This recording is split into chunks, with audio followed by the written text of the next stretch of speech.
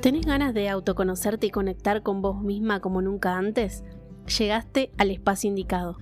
Bienvenida a El Camino es hacia adentro, un podcast independiente sobre autoconocimiento en el que te voy a compartir muchísimas reflexiones e información valiosa para que sigas nutriendo y potenciando el camino de regreso a vos. Mi nombre es Sol y soy quien va a estar acompañándote desde el otro lado de tus auriculares. ¿Lista para escuchar el episodio de hoy?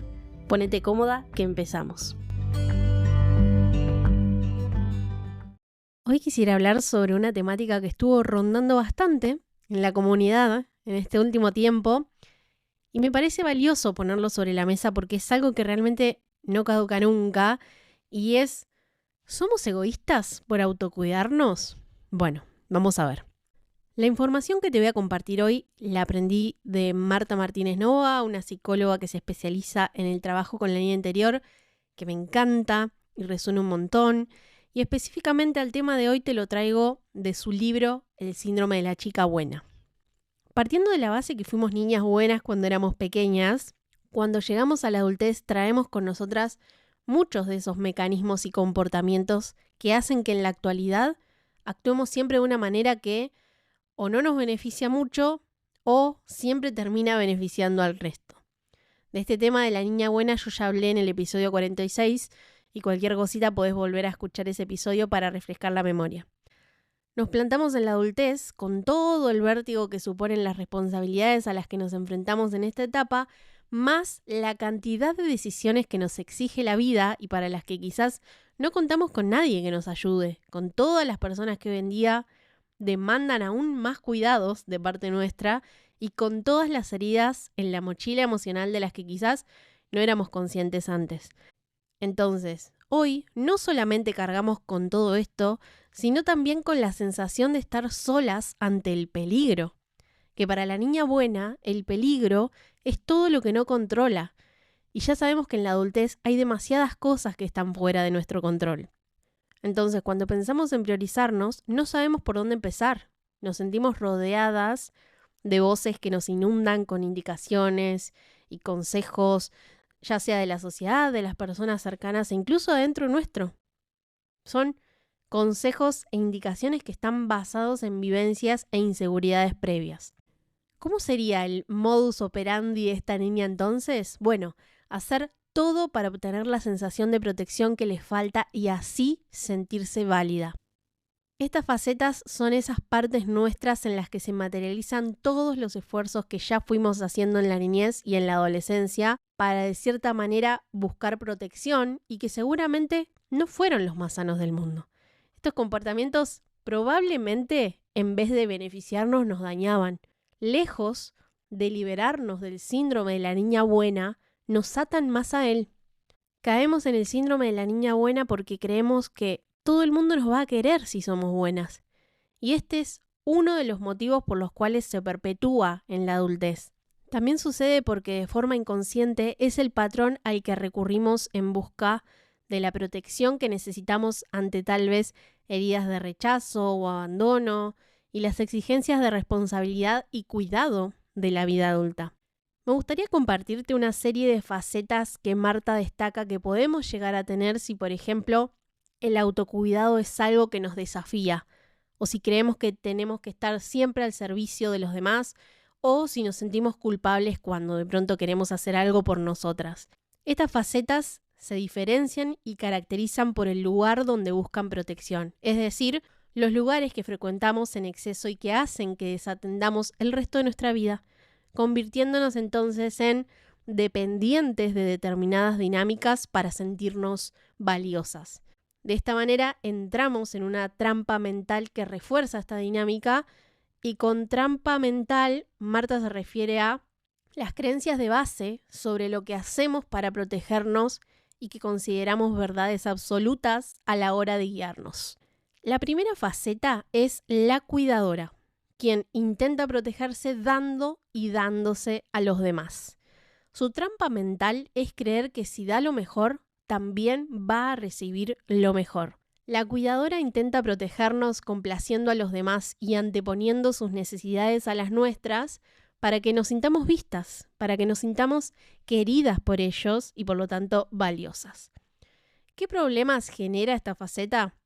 Hace que nos olvidemos de nosotras mismas y de nuestro autocuidado, nos lleva a entablar relaciones desequilibradas donde solemos adoptar un rol de salvadora, hace que nos valoremos exclusivamente por lo que damos, lo que nos obliga a estar siempre disponible para los demás, lo que resulta agotador en todos los aspectos y hace que la autoestima penda de un hilo, porque depende de la mirada externa y hace que nos concentremos más en nuestras obligaciones que en nuestros deseos. Esta faceta suele ocupar mucho espacio en niñas buenas que crecieron en un ambiente de sobreexigencia orientada al valor, que tuvieron referentes que eran muy cuidadores de los demás, tienen principalmente heridas de abandono y de rechazo y fueron parentalizadas.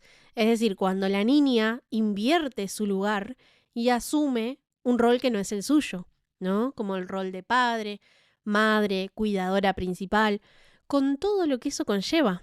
Responsabilizarse del cuidado de sus padres y hermanos, si los tiene, tal vez de abuelos, y desarrollar una autonomía que no corresponde a su edad, lo que la obliga además a crecer sin que nadie atienda sus necesidades, incluidas tal vez las más básicas. La segunda faceta es la policía de sí misma. Intenta protegerse disciplinándose a sí misma y su trampa mental es la creencia de que si es disciplinada va a ser su mejor versión. La policía de nosotras mismas intenta protegernos mediante una autocrítica que inconscientemente consideramos necesarias para alcanzar la mejor versión de nosotras mediante el castigo o los juicios severos.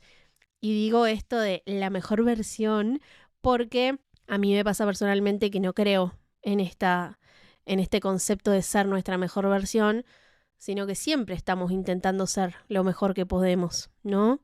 Ese ideal que tenemos de mejor versión en realidad es esas formas de ser que queremos que estén alineadas a la vida que queremos vivir. ¿Qué problemas nos genera esta faceta? Bueno, nos impone una autoexigencia y un perfeccionismo asfixiante, establece un diálogo interno muy negativo y genera una insatisfacción constante que genera, valga la redundancia, ansiedad y culpa. Suele ocupar mucho espacio en niñas buenas que crecieron en un ambiente de sobreexigencia orientada a la imagen, tuvieron referentes muy autoexigentes y críticos, tienen principalmente heridas de abandono, rechazo e injusticia y fueron trianguladas con frecuencia. Es decir, si estuvieron involucradas en una dinámica relacional y de conflicto entre dos partes.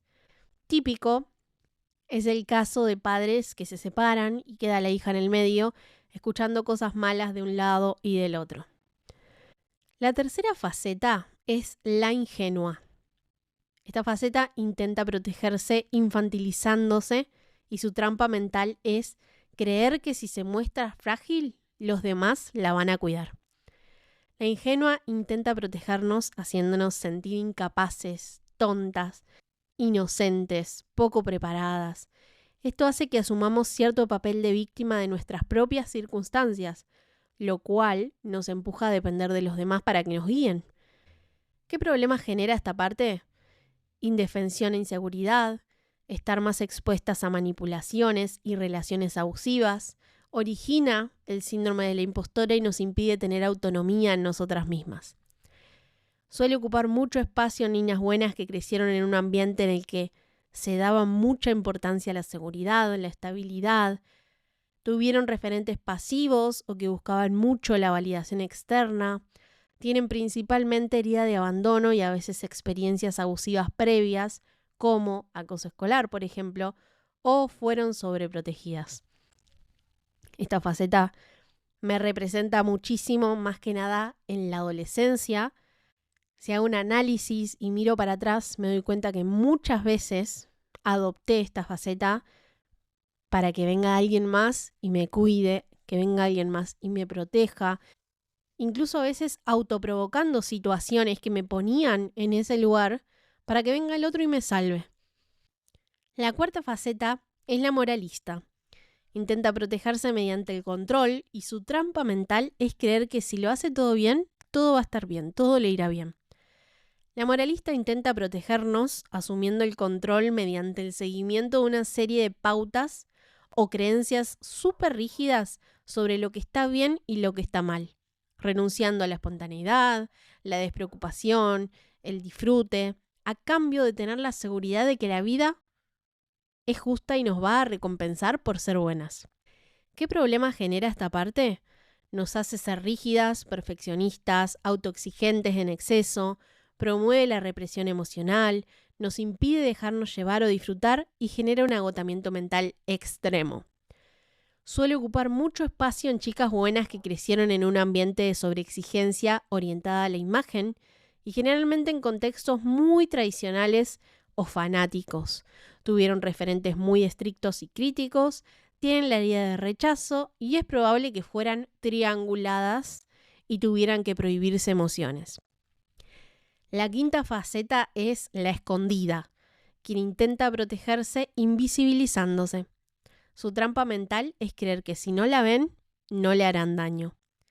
La escondida intenta protegernos poniéndonos en un segundo plano, haciéndonos más pequeñitas, pasando desapercibidas o directamente siendo invisibles.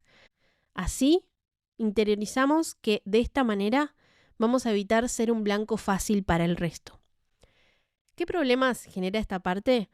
Bueno, nos hace sentir que nadie nos cuida y que nosotras tampoco sabemos cómo hacerlo, nos empuja a relaciones superficiales en las que percibimos poco compromiso, nos hacen sentir constantemente soledad e ira contenida, nos genera el síndrome de la impostora y la sensación de ser torpes en la interacción social.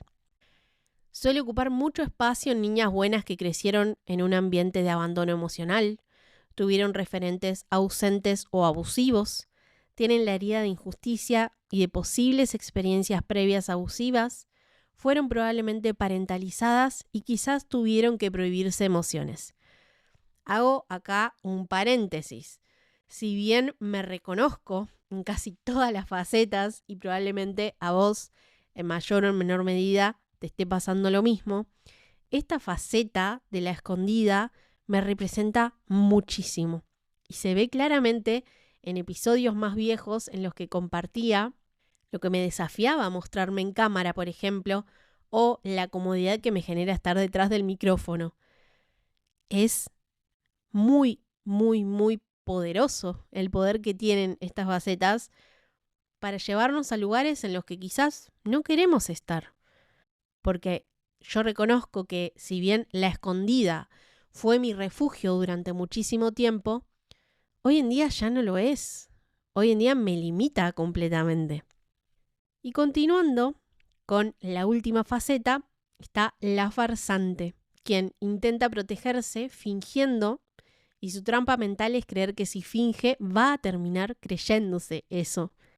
La farsante intenta protegernos haciendo que nos mostremos como creemos que los demás esperan que seamos, sobreadaptándonos a cualquier situación, aunque lo que nosotras sintamos sea muy distinto a lo que mostramos.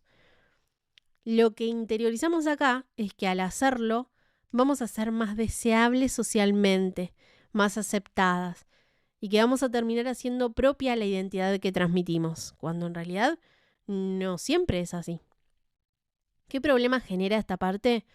Nos hace sentir apatía e insatisfacción, nos hace acumular ira reprimida, nos empuja a establecer relaciones basadas en aspectos deseables socialmente, pero que terminan siendo insatisfactorias o nos hacen sentir que estamos perdidas o que no resonamos tanto en verdad. Suele ocupar mucho espacio en niñas buenas que crecieron en un ambiente de sobreexigencia orientada a la imagen, tuvieron referentes que daban mucha importancia al que dirán, tienen la herida de rechazo, de abandono y de injusticia y crecieron con un filtro de emociones prohibidas. En el libro, Marta sugiere que dibujemos un círculo e intentemos representar qué porcentaje aproximado ocupa en nosotras cada una de estas facetas, para entender bien en qué ámbitos se ven más representadas. Una de las grandes creencias distorsionadas que tienen las niñas buenas es que priorizarse, atenderse y cuidarse son actos de egoísmo que por lo tanto hacen que dejen de ser buenas. Sin embargo, la línea que separa el autocuidado del egoísmo es en realidad muy gruesa. Y además, quienes no se cuidan no pueden cuidar bien al resto. Es muy cliché, pero es verdad. ¿Cómo vas a estar al 100% para los demás si a vos no te dedicas ni un 5%? Sin embargo, es cierto que a veces somos capaces de llegar a dar lo que no tenemos por el otro, aunque esto conlleve un desgaste mental, emocional y físico que con el tiempo se hace insostenible y se vuelve visible para que justamente nos demos cuenta que así no podemos seguir.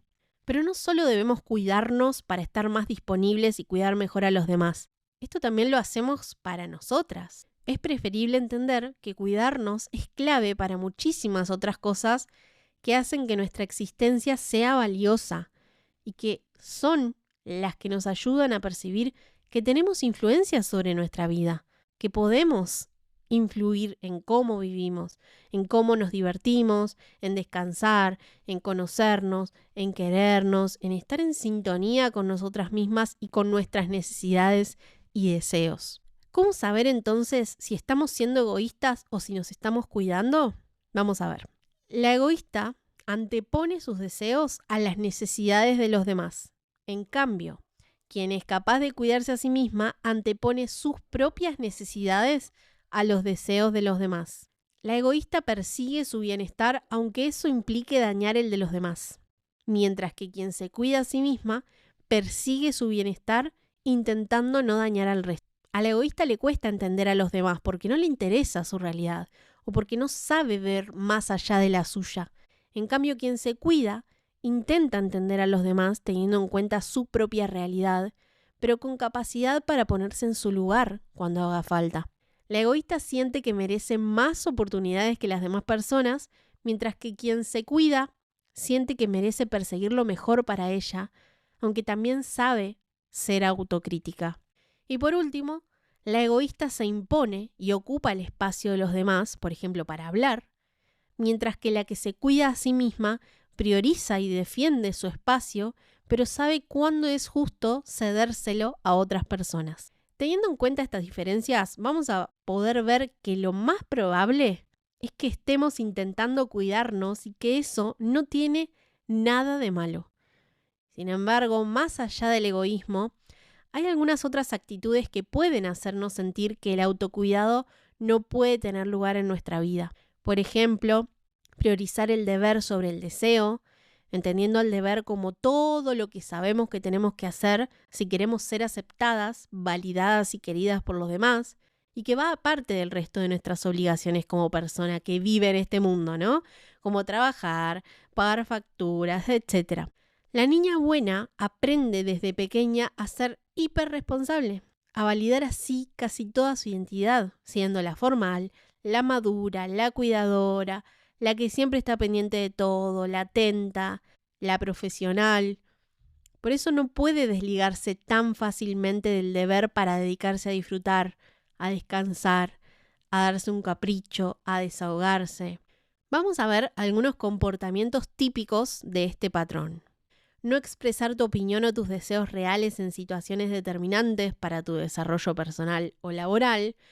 Por ejemplo, sentirte quemadísima en el trabajo y que aunque el resto te pregunte si te pasa algo o si necesitas algo, vos respondas nada, que está todo bien.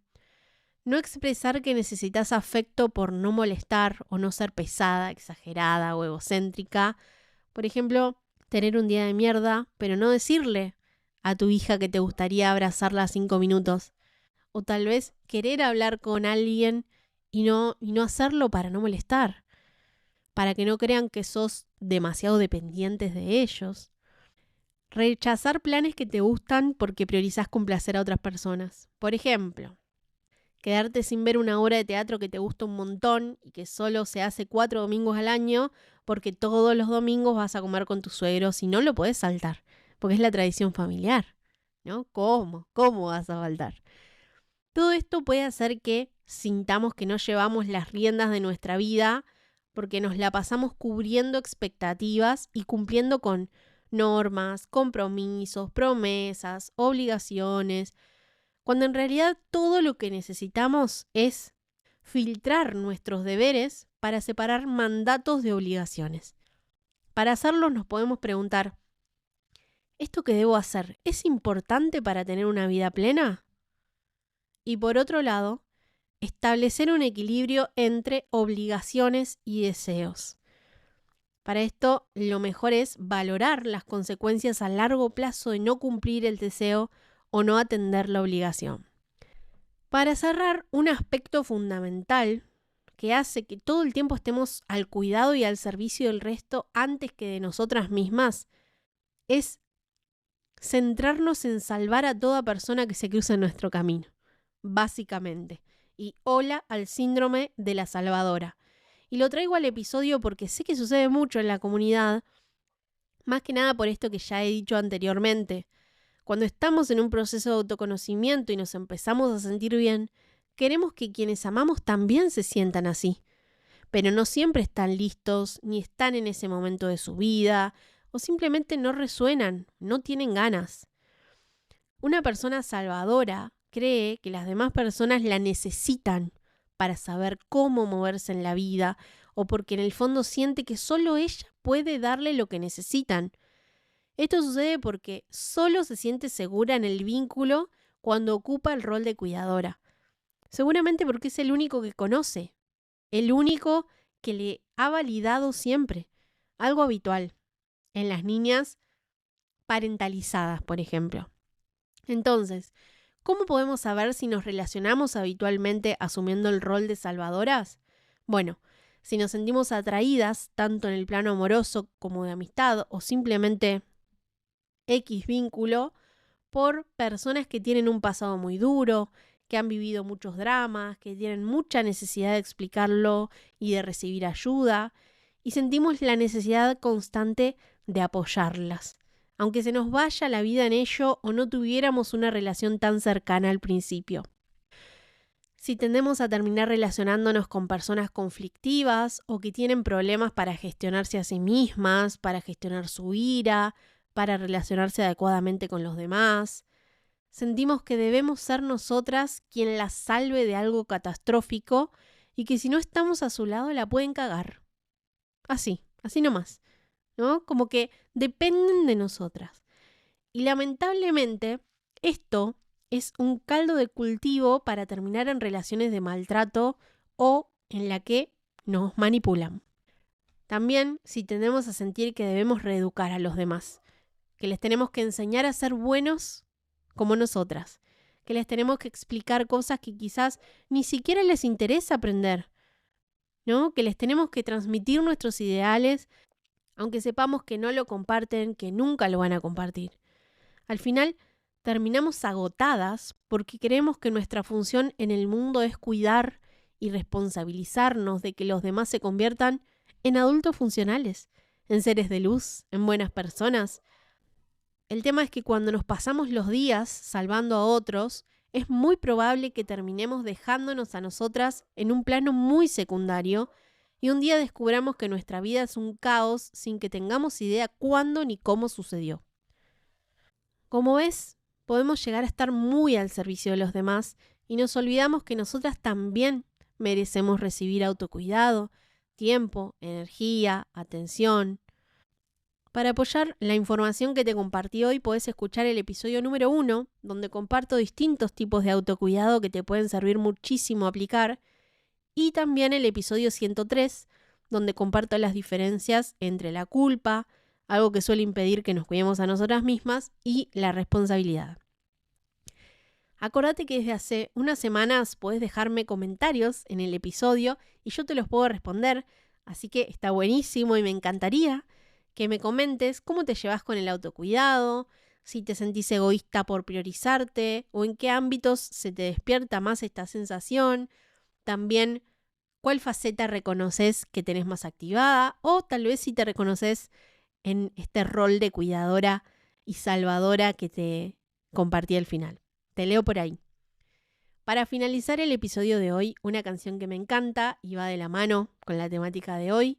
Te invito a escucharla con los ojos cerrados y te presento a la canción Yo Soy de Javiera Barreau. Disfrútala.